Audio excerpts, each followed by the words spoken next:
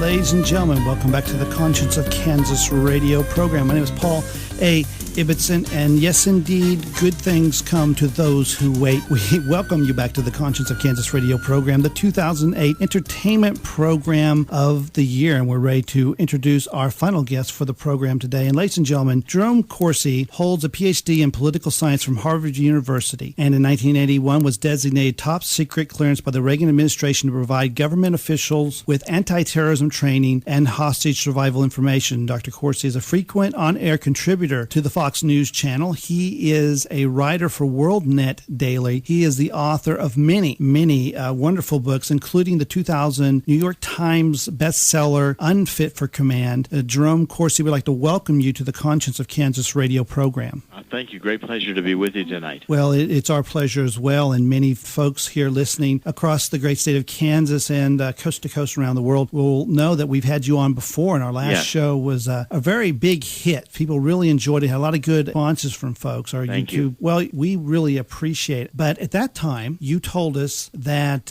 you had a new book coming out. You were sort of bound from disclosing much about it, and we thought very interesting. And since that time, this book has caused a firestorm. Of course, the book is called The Obama Nation, and folks, you can find this book at all your major book outlets, including Amazon.com. We have it linked for our Conscience of Kansas listeners at our master website of Superior Conservative Values at www.ibbotsonusa.com. And Jerry, could you tell our Kansas listeners a little bit about this book, The Obama Nation? Yes, well, I wrote this book to really take a look at Senator Obama.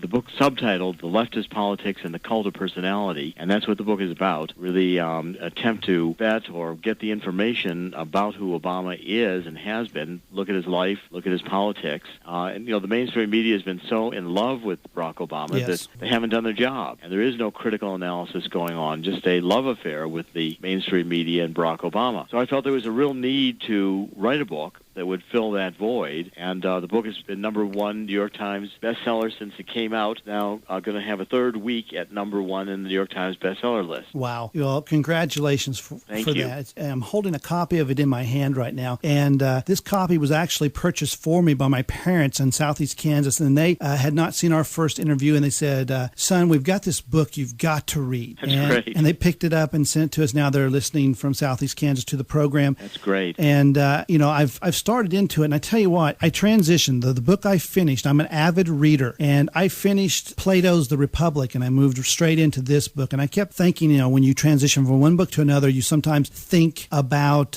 both books. And I looked at Plato's book, talking about Socrates and how you build a republic if you have the power, if you had the ability to shape it. And in that story, that individual looked from his own background and his own personal standing on how he would control things. And I thought this book talks a little bit about the nature of a man who's vying for one of the most powerful positions in the world to have the power and authority to shape this country in many, many ways. And you're right, there has been nothing to evaluate this individual. And what would you say are some of the more standout components of this book, The Obama Nation? Well, I go into, Barack Obama's background into his childhood. I mean, Barack Obama introduced himself to the nation with his, dreams for my father. Yes. Which really takes a look at his father and presents a very idealized version of his father. So, I decided to really get the reality out there. Barack Obama's father was from Kenya, and he, Barack says he came to study in the United States, and he went back to Kenya with this knowledge and helped to bring independence to Kenya, and with independence coming to Kenya, advance the country. And the truth about Obama's father, which you don't really get until the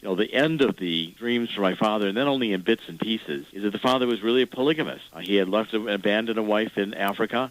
It didn't tell Ann Dunham, Obama's mother, when he got to Hawaii that he'd had a wife in Kenya. And then, Obama was born, and Obama Sr., his father, got an offer to go to Harvard, study economics. The money not enough of an offer to take his family. He got an offer from the New School in New York to take his family, and Obama Sr. went to Harvard and left his family, abandoned Barack Obama and his mother in Hawaii, and then took up with another woman at Harvard, and she followed him back to Africa, and that was the third wife. Wow. And, Barack Obama's father was, ended up being an alcoholic. He killed himself in the last of a series of drunk driving accidents. He failed in the Kenyan bureaucracy. And when you really start studying Obama's autobiography, which is really a psychological autobiography, he says it's not chronological. He makes up conversations. He creates composite characters. He makes up fictional names to hide the identities of true people. And so I think I started saying, let's get the reality on the table of who Barack Obama really is, and go from there. His stepfather was a Indonesian and from another Muslim. His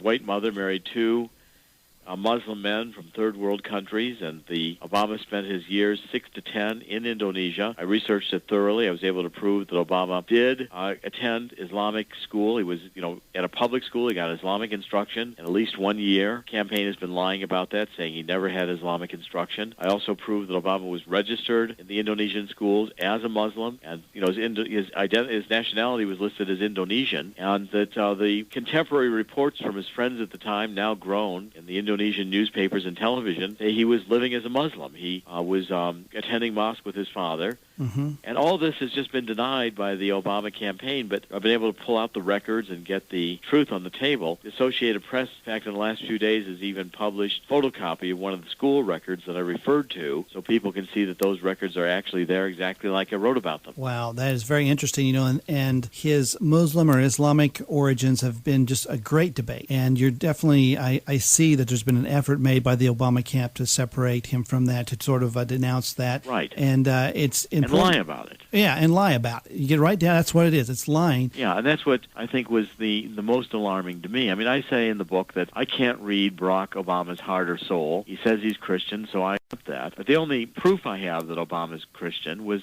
in his 30s when he finally joined the United Church of Christ in Trinity United Church of Christ in Chicago in his 30s and got baptized. It wasn't until then that there's any real definitive proof that Obama was Christian at all. Wow. Well, there's no doubt about it. And ladies and gentlemen, I've read several of Jerome Corsi's books. I've never seen any better researcher to do pure research out there. This is information, that citation that you can go back and verify. And you went to great pains right from the preface of this book to explain where you're coming from, and even to give a tremendous amount of self-disclosure about yourself, to say, this is what I'm about. I'm not an agent of the Republican Party or an agent of this party. I'm not, I'm not out with an agenda. This is what I'm trying to do. And so you lay it out there. And I think in retrospect, now when I watch the ambushes that have just fallen on you from people trying to call you everything from a 9/11 truther to you name it.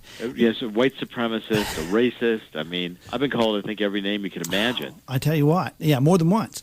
More than once. Just read the mainstream media, the New York Times and the Washington Post and the others have jumped on the bandwagon too. But name calling to me is ad hominem attacks. It means that basically you have won the argument, because if the other side's reduced to calling you a name, they don't have logic or evidence or argument on their side to win. Well, absolutely. And so I just persisted, and I'm here at the Democratic National Convention, and I was on the radio row this week, and I'm reporting for WorldNet Daily. Everybody said, well, it takes great courage to come to the Democratic National Convention. I said, well, I'm here. I'm not being confrontational. I'm reporting on the convention. But, I have confidence. I've got confidence in God that I'll be protected as long as I keep telling the truth and doing the right thing. You needed it at the Democrat National Convention, I think.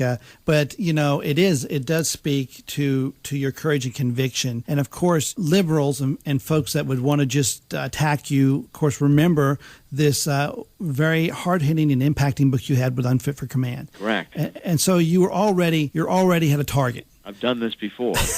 And in some ways, I think that helps. I understand the abuse I'm going to take for writing this book. John O'Neill, my co-author in Unfit for Command, I think was the real hero of that book. John took most of the abuse and did most of the television. He was a swift boat veteran. Right. And John, I thought, did an enormously an admirable job. I was very impressed with how he conducted himself, and I'm trying to follow suit and do, stay calm and answer the questions and not get upset, even when they put me on television and start screaming at me. Right. Well, at the end of the day, all those things are just in the moment, problems That's from people. right. At the end of the day, honesty and integrity are what sets out with everybody in the nation, let alone your own personal self-worth. And this is a quality book. And it's not only that it's good to have this information, but this is important stuff at an important time. People are going to go, and I'm talking from Kansas. Kansas people are enthralled. They're walking like automatons saying, hope, change, hope, change.